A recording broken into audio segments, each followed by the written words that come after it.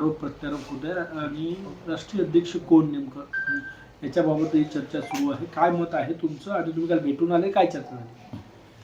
काल मी बारामतीला गेलो होतो. भेट झाली आणि भेटून फक्त तितकंच, बाकी काय चर्चा काय झाली नाही. परंतु जे आपण ह्याच्यामध्ये न्यूजमध्ये जे बघत आहोत की कोण अध्यक्ष झालं पाहिजे, काय झालं पाहिजे, तर मला वाटते की सगळ्यांचं बसूनच एक निर्णय होईल. आणि जसं ज्या प्रमाणामध्ये दादा जसं अध्यक्ष होते त्याच प्रमाणामध्ये मला वाटते ताईनं सुद्धा अध्यक्ष बनवायचं असं प्रकारचं सर्वसाधारण लोकांचं मत झालेलं आहे. बाबा, तुम्हाला असं काही विलिनीकरण संदर्भात चर्चा सुरू होती अशी काही माहिती आहे का? तुमच्या काही कानावर होतं का? तुमच्या काही दादांशी किंवा पवार साहेबांशी बोलणं झालं होतं का? तसं तर ते हाय लेवलच्या गोष्टी आहेत.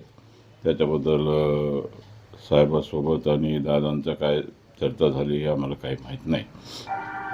परंतु पहिल्यापासूनच माझं मत होतं की सगळे एकत्रित झाले पाहिजे आणि एकत्रित झालं असतं तर मला वाटतं एक चांगल्या प्रकारचं वातावरण या राज्यामध्ये तयार झालं असतं. विलिनीकरण व्हायला पाहिजे असं वाटतं तुम्हाला? तुमच्याशी दादांनी कधी काही चर्चा केली का नाही, विलिनीकरण? आमच्याशी काय तर दादांचं काय अशा प्रकारचं चर्चा कधी झाली नाही.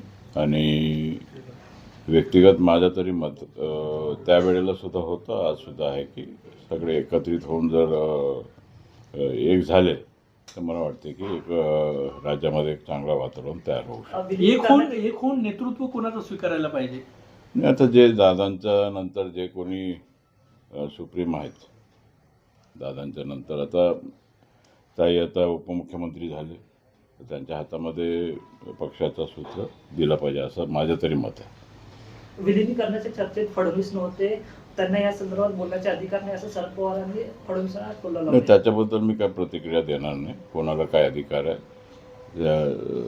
स्वतंत्र आपण आहोत, देश स्वतंत्र आहे आणि कोणाला काय बोलायचं ते आपलं मत व्यक्त करतात. परंतु आमच्या पक्षाचा बाब आहे आणि आमच्या पक्षामध्ये जे काय निर्णय होईल ते वरिष्ठ निर्णय घेतील.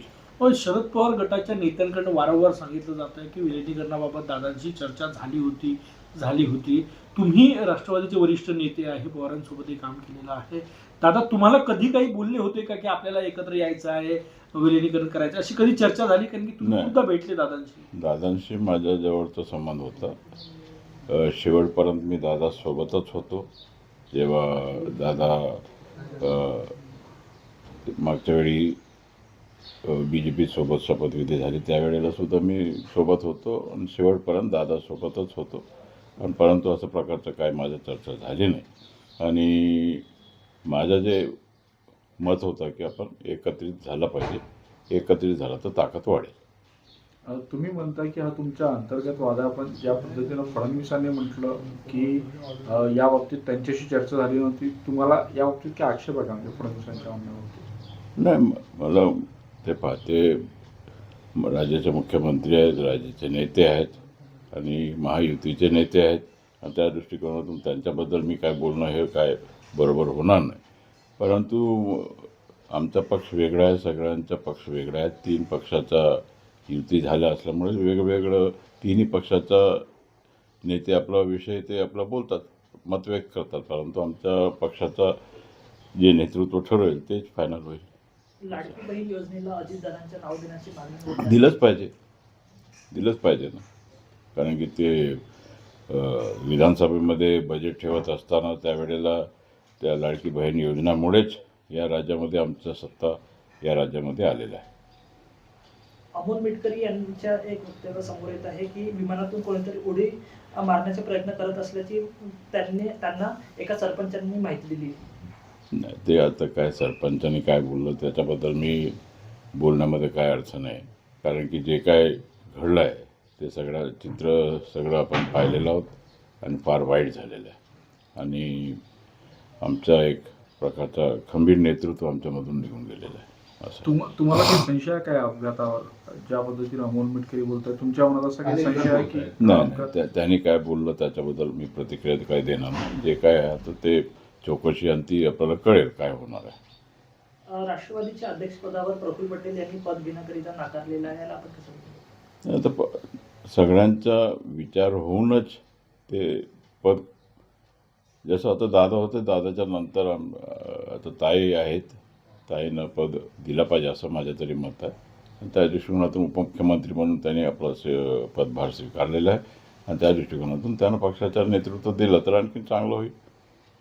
पार्थ पवारांना राज्यसभा द्यायला पाहिजे का, की दुसरा कुठल्या ज्येष्ठ नेत्यांना संधी द्यायला पाहिजे? सगळ्यांचा इच्छा असतो की आपण कुठेतरी वरती गेलं पाहिजे, सगळ्यांच्या इच्छा होता.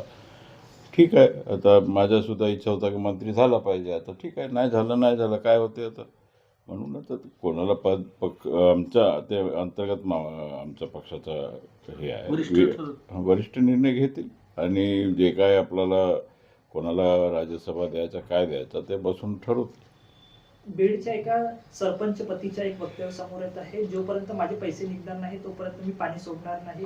गावाला काय पाहिलं त्याचं ते द्या. नाही आता ते पाणी ते वेगळं गोष्ट आहे. ते तुम्ही आता दावोसला गेले होते, काय गडचिरोलीच्या बाबतीत निर्णय झालेला आहे? काही नवीन प्रोजेक्ट गडचिरोलीला येणार आहे का?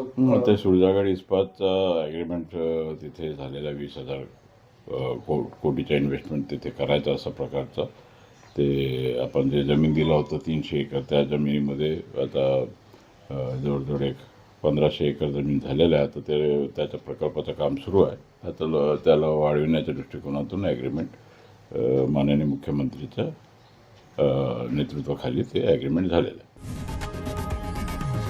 लोकशाही मराठी ऐका, पहा, जागरूक रहा.